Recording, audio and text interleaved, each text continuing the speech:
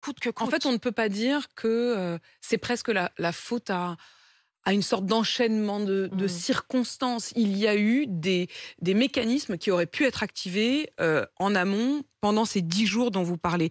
Rentrons un peu dans le détail. Il y a en particulier 2 ministères que vous ciblez, et notamment le ministère de l'Intérieur. Gérald Darmanin sera d'ailleurs à 11h tout à l'heure sur BFM TV face à Bruce Toussaint.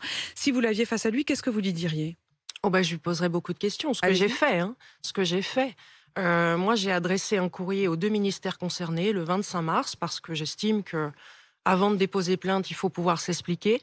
Ces courriers sont très détaillés, il y a plusieurs questions. Moi, j'aimerais savoir déjà ce qu'il est advenu de ce signalement Pharos qui n'a manifestement pas été traité. En fait, à quoi ça sert de signaler sur Pharos si derrière il y a personne pour traiter les demandes, en fait? C'est une bonne question, c'est une bonne question. Et puis, j'aimerais savoir pourquoi il n'y a pas eu de protection policière. Tous les critères de la protection policière étaient remplis.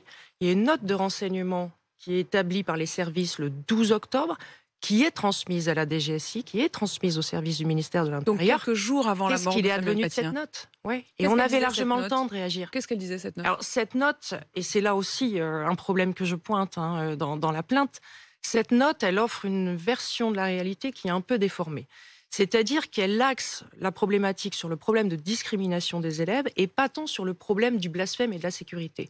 Donc pour moi, c'est une grave erreur d'analyse des services. Et en plus, qui n'est pas conforme au signalement, au primo-signalement qu'émet la principale du collège. Donc ça mérite des explications, ça mérite des pistes de compréhension.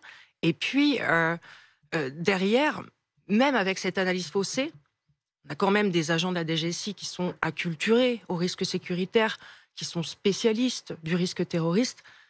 On aurait dû déclencher cette sécurité. Maître Samuel Paty se plaignait pendant ces 10 jours d'avoir peur. Oui, oui, oui.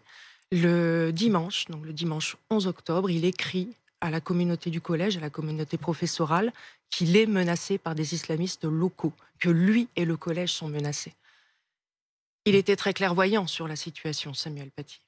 On imagine, et moi j'ai souvent repensé à la solitude de Samuel Paty le vendredi soir, le vendredi des vacances, Ouais. lorsqu'il part et qu'il est dans ce niveau de solitude et d'angoisse, effectivement, qu'il a décrit à son entourage.